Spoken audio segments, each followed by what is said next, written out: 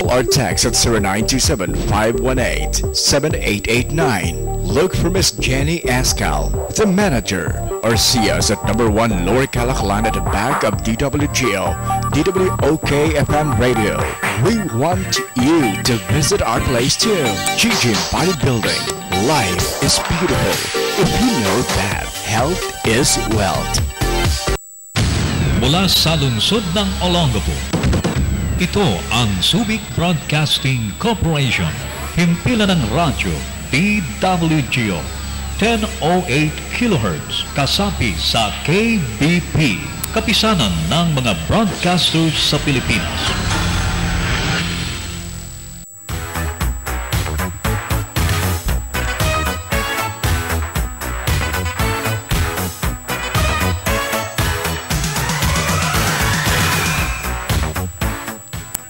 Yes, magandang hapon, Olongapo. It's Tuesday once again, June 17, 2014.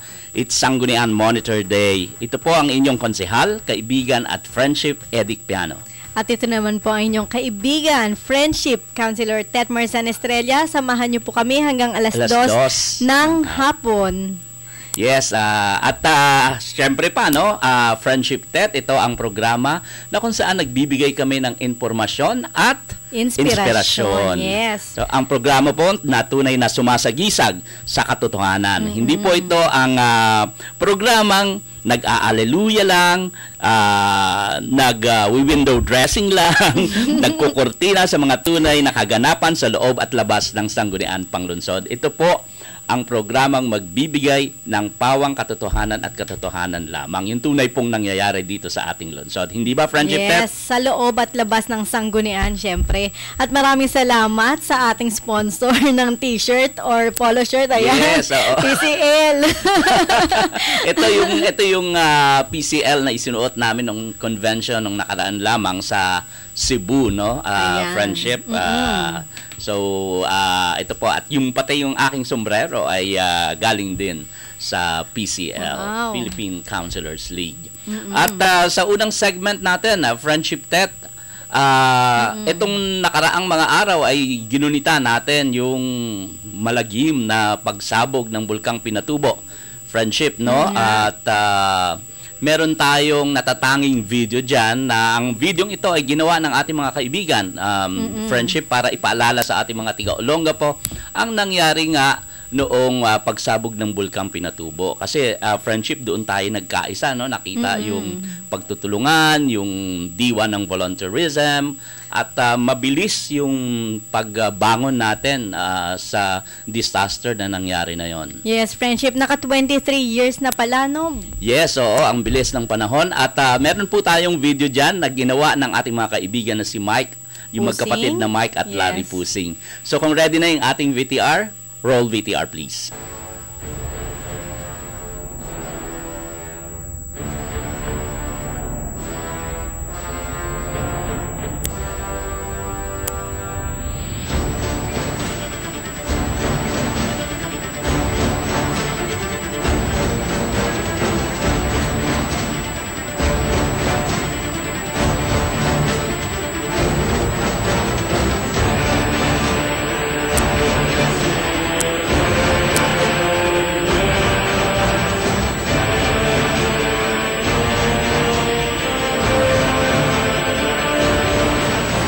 Delikado yan eh. Pag pumunta, hindi natin alam kung ano mangyayari doon sa mga tao natin kung malapit sila sa bundok. Alam natin ang tigataw.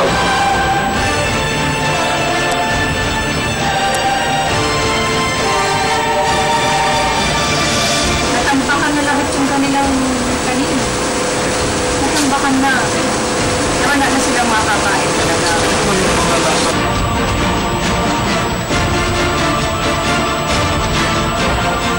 Like kung kaya sa DZRH, Marami namin na kailangan nila. So, ang number one na kailangan daw nila yung mga drums. Dahil na yung tubig nila polluted na, so kailangan nila ng drum para lalagyan ng tubig. Pagkatapos ang pangalawa ay ang mga karton at plastic na pwede nilang higaan. Dahil as of now, ang hinihigaan nila ay yung iba sa simento. wala pa. Pero ang mga jeep po dito sa Olongapo ay naka-ready at yung mga minibuses. Kaya kung kinakailangan na nila ang basta ma-install ko yung communication doon, agad-agad kaming makapagpapadala ng sasakyan.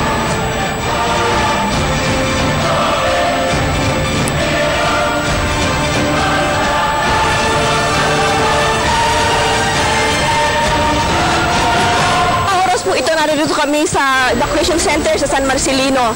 At kung saan po nararamdaman namin, papakalakas po ng pagulan ng bato.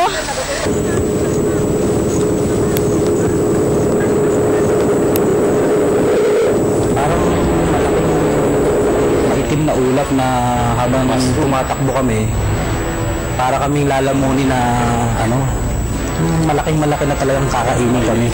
Parang may naramdaman akong kumulog na malakas, na napakaraming kulog sabay-sabay. Tapos pagtingin ko ng kanan ko, nakita ko na agad yung maitim, gray, may mga red, may mga parang laki-laki na malaki pa sa bundok. Unang naramdaman ko, takot. Tapos nag-cruise na lang akong ganito.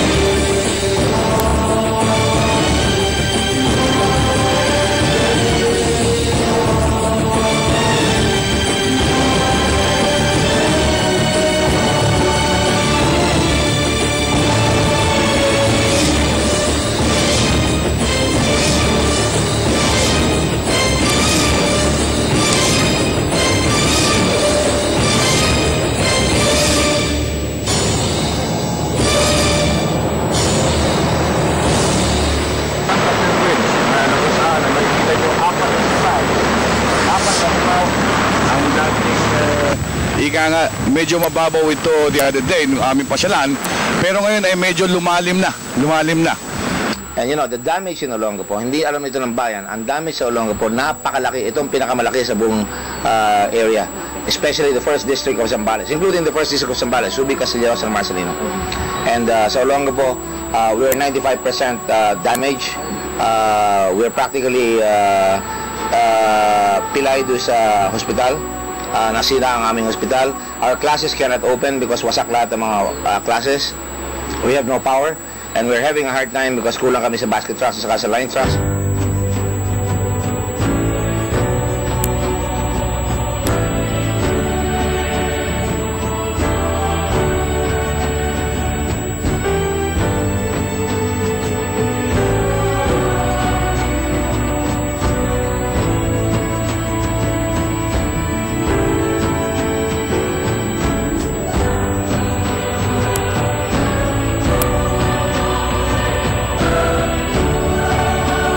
Today, with the U.S. fleet gone and the U.S. jets flown out of harm's way, we flew as near as we could to what was once the American Navy's largest seaport this side of Asia. Destroyed cranes, dry docks filled up with ash and sand, barracks without roofs are testimony to a grim reality. Subic Base has lost its war with an unconventional enemy, nature itself.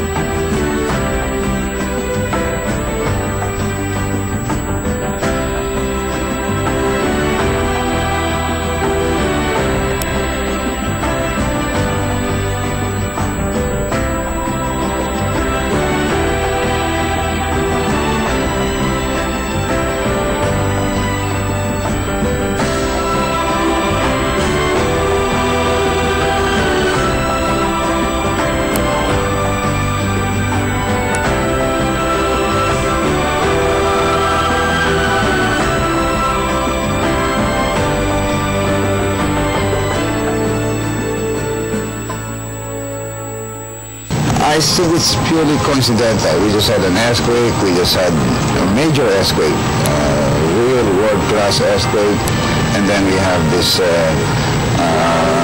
one of the world's largest eruption this century. It just happened. So it just happened, and maybe it's because also we are in a very tectonically active part of the world.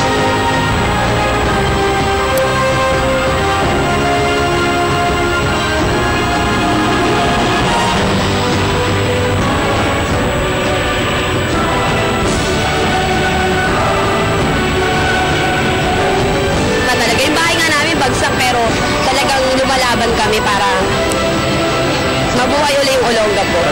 Wala pong taga-Olongapo na hindi nag-iisip na ibangon ang Olongapo.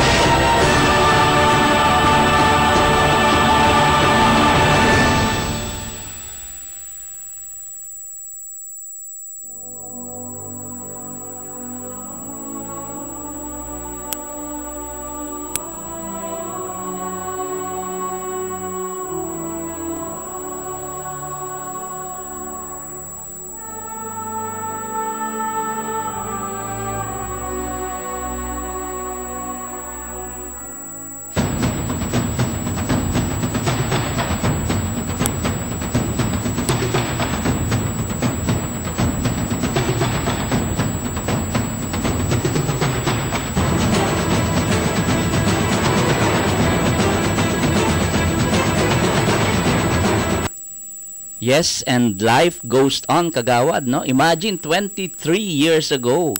Grabe itong delubyo na nangyari sa ating lungsod, no? Hindi lang sa ating lungsod kundi buong halos buong Region 3, no? At pero isa ang Olongapo sa matinding tinamaan ng pagsabog ng matagal, oh. Buong halos na ano rin siya sa ibang parte ng mundo. Yes, kagawad kasi yung ashes nito, talagang diba? Malayo ang narating. Nagparamdam talaga ang Mount Pinatubo na yan na matagal, no? Ilang centuries na natulog ang bulkan na yan. And all of a sudden, noong 1991, noong June, ay bigla na lang itong sumabog at talaga namang malaki yung mga nangyaring kasiraan, no? Nasira halos lahat yung ating mga hospital, no? Yung ating palengke, yung ating mga bahay ay talagang nasira. Yes. Ito sa mga wala dito dati, imagine 12 ng tanghaling tapat ay parang gabi. Yes, diba? Grabe yun. Diyan natin nakita din na yung leadership, no? Mapapansin natin yung leadership natin noong araw, mabilis talaga ang aksyon, kagawad, kasi after ilang linggo lang ay nakabangon tayo at ang akala ng iba ay talagang wala na, hindi na makakabangon ang lungsod ng Olongapo. Pero dahil nga sa mahusay na liderato noon ng ating Senator Dick Gordon, then Mayor, ano ba siya? SBMA, Congresswoman si Kate Gordon at Mayor si Dick Gordon that time, at mabilis na nakabangon ang Olongapo. Kagawad, merong naisulat na editorial sa People's Journal tungkol sa bagay na ito, no, na ikinumpara yung aksyon na ginawa noong panahon ng pagsabog ng Mount Pinatubo at nitong isang malaking disaster din na nangyari sa ating bayan, yung bagyong Yolanda. Itong editorial na ito ay sinulat ng ating kaibigan na si Larry Pusing.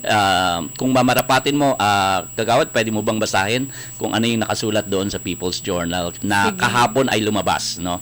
Yes, itong friendship. So ito ay pinamagatan niyang From Pinatubo to Yolanda.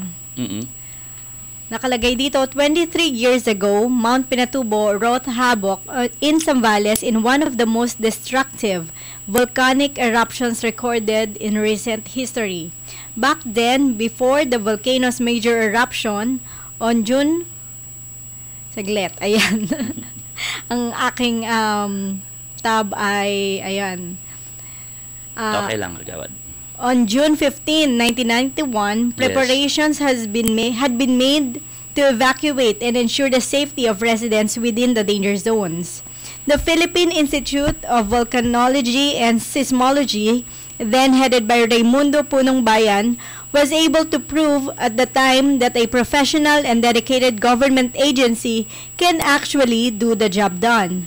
Closely coordinating with foreign scientists who were also monitoring the volcano's activity, PhilVox was able to predict saglit, may mga ads na lumalabas. Ayan. Nagpop-up in. Within, ayan, asan na tayo? Closely coordinating with foreign scientists who were also monitoring the volcano's activity. Ayaw talagang umano. PhilVox was able to predict the volcano's looming eruption and identified its path of destruction. Philippine Red Cross Chairman Dick Gordon, who was then Olongapo mayor during those frightful, trying times for his part, proved that a local government official's responsibility should extend beyond his turf. Dick took extra effort and went the extra mile to rescue some 8,000 ATAs to safety from their precarious abodes along the slopes of Mount Pinatubo in San Marcelino, Zambales.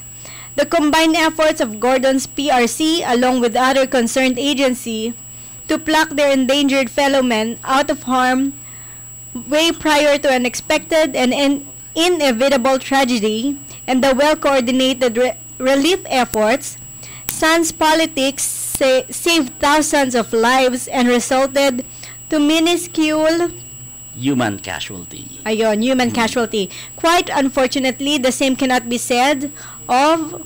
Ayan, nasaan na ba? Akin na ba yung I'll continue, Kagawad. Sige po. Quite unfortunately, the same cannot be said of the Yolanda tragedy. If only government officials did a Pinatubo-like preparation, perhaps a lot lives had been saved. The preparedness and quick response before and in the aftermath of Pinatubo's eruption should serve as a parameter to any future disaster preparedness strategy. What should inspire the Yolanda victims is that the people of Olongapo were not crybabies. Dick Gordon goaded them to fight on. Olongapo did not wallow in self-pity in spite of the lack of national government assistance after the disaster. Dick and his constituents relied on each other, did the best they can, and were able to move on, carry on with the dreams, and rebuild their lives on their own. In this sense, exemplary leadership saved the day for the beleaguered community. And leadership, quite simply, is the ability to make people believe they can not only survive, but endure the greatest tragedy thrown their way. So ito po yung lumabas na editorial friendship sa People's Journal. No, at maganda yung pagkakasulat kasi nga talagang naipakita doon ang kahalagahan ng isang tunay at epektibong liderato at yung naman yung volunteerism, no, yung pagkakaisa, yung mabilis na pagsunod ng ating mga mamamayan sa kanilang leader, kung kaya yun ang naging dahilan upang makabangon tayo ng mabilis at muli na namang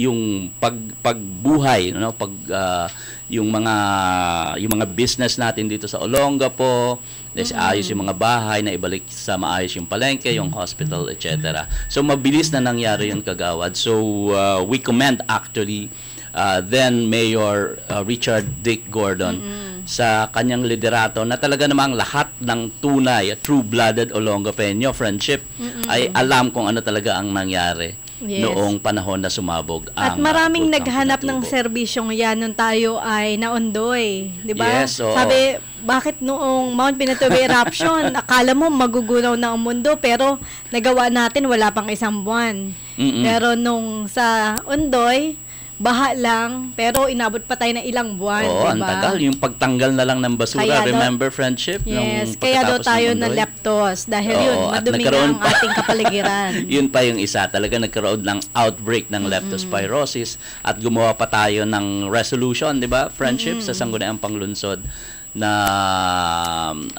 ano ba yun? Na yung outbreak nga ng leptospirosis. Nang sa gayon ay matulungan tayo ng ating national government. So sana itong Mount Pinatubo eruption, marami tayong natutunan. Sana lagi nating isa puso at isa isip yung mga pwede naman tayong gumalaw ng mabilisan, di ba? Tama yon, friendship. At dapat nga talagang kino-commemorate natin itong pagsabog ng Bulkang Pinatubo. Dapat, usually yan, friendship, meron talaga, no, yung anibersaryo na inihahanda ang ating pamahalaang panglungsod. Usually, no, ganon. Pero this time, mukhang hindi wala atang ganong preparasyon na nangyari. Kaya siguro, maganda nga na lumabas itong ganitong video, yung mga old footages talaga, no, yung old footage ng Mount Pinatubo. Nakuha pa yan nila Mike kung saan-saan yung sources nila, no, at mahusay. Si Ma'am Kate, ang bata talaga doon, ha? At nakita talagang in action, no? Nakita kung paano umaksyon ang ating mga leader nung panahon na yon. So yon ang mga kaganapan nitong mga nakaraang linggo, yung anniversary ng Mount Pinatubo, pati na rin friendship, yun yung 116th Independence Day natin. Oo. Siyempre, umattend tayo dyan sa SM. sa SM. Sila ay gumawa ng flag made of recycled bottles. Yes, oo. Nakuha, no? Ayan. Oo. Diba, ang ganda? Actually, naibalita sa GMA Channel 7 yung recycled bottled flag na yan. So, ayun, friendship, bago tayo magpatuloy ay magpapakilala muna po ang ating istasyon. Babalik po ang Sanggunian Monitor. Ay.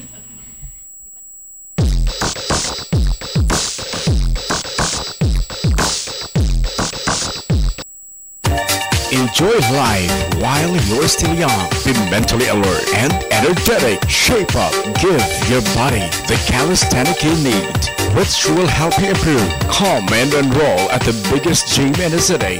G-Gym Bodybuilding, Karate, Aikido, Kickboxing, Taekwondo, Ballroom Dancing, and more. Call or text at 0927-518-7889. Look for Miss Jenny Ascal, the manager, or see us at number 1 Lower Calaclan at the back of DWGO, DWOK FM Radio. We want you to visit our place too. G-Gym Bodybuilding. Life is beautiful if you know that health is wealth. The memories of life is the gift of Heritage Garden, Olongapo's newest and modern private cemetery. Heritage Garden is very well maintained to give your loved ones a peaceful, eternal rest. Come and visit us and avail of our reasonable rates. Life is everlasting at Heritage Garden. Heritage Garden at Tabacuan, Santa Rita, Olongapo City, with offices located at number 1 Lower Calaclan, Olongapo City, at DWGO, DWOK, or Civic Broadcasting Corporation Building, beside G-Gym, Olongapo. You may call the manager, Ms. Nida Nerpiol, at 223-2770.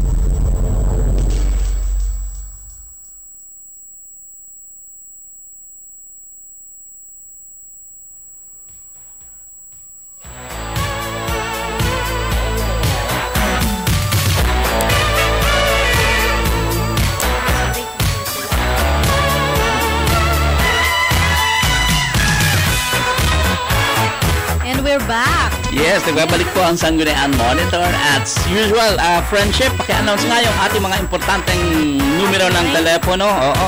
Yes, sa ating smart, it's 0999-888-6509. Pakiulit nga, friendship. 0999-888-6509. At sa Globe naman ay 0917-421-3446. Ayan. At syempre, live din tayo sa Ustream. Login lang sila sa www.ustream.tv. Hanapin nila ang Sanggunian Monitor. Oo, yung ating mga kaibigan abroad at sa labas, yung medyo malalayo, no, sa Olongapo, ay pwede nyo po kaming mapanood sa Ustream o sa internet. At merong recording yan, no, na-record po yung aming programa. At kapag hindi po kayo nakapanood ng live, ay pwede nyo pong panoorin ng replay. Parang replay or delayed telecast. At yung syempre, ating Sanggunian Monitor. i-like din nilang ating page sa Facebook. It's www.facebook.com/Sanggunian Monitor TV 22. Yes, at meron din kami sarili naming mga account sa Facebook. Ako si Edic J. Piano yung account. I-click nyo lang po. At si Friendship Tet. Ako naman, napakaikli lang. Irma Yvette Daduya Marsan Estrella. Oo, pero napakaraming friends, more than 5,000 friends, no? Sa akin, malapit ko nang ma-reach a friendship, yung 5,000 na mga friends natin sa Facebook. Buti na lang may followers. Kaya kahit hindi na nila tayo ma-add, pwede pa rin nila tayong i-follow. Yes, syempre, meron din tayong email, sangguniamonitor@gmail.com. Yes, at so, meron din tayo friendship. Yahoo natin, may Gmail na tayo. Oo, i-add ko rin na sa Facebook po ay meron kaming Olongapo City Council page. At kung minsan doon po natin pinupost yung ating programa o ina-upload po natin sa YouTube itong ating program at doon po ay mapapanood nyo kami ng buong buo ni Friendship Tet Marzan. Yes, mga announcements muna, Friendship. Yes, Friendship, go ahead. Itong Galaw para sa Kalayaan Dance Competition sa June 19, 2014, 4 o'clock sa Rizal Tarangel Covered Court. Ito ay pinost nila sa ating Olongapo City Council. Basahin ko lamang. Go ahead, Friendship. Sumayaw, gumalaw, maging malaya. The City Government of Olongapo City, through City Tourism Office, would like to invite you to celebrate the birthday of our national hero, Dr. Jose P. Rizal, through a dance competition dubbed as Galaw para sa Kalayaan. First, it is open to all categories. Number 2, 10 to 15 members only per group. Number 3, OPM songs only. Number 4, schedule of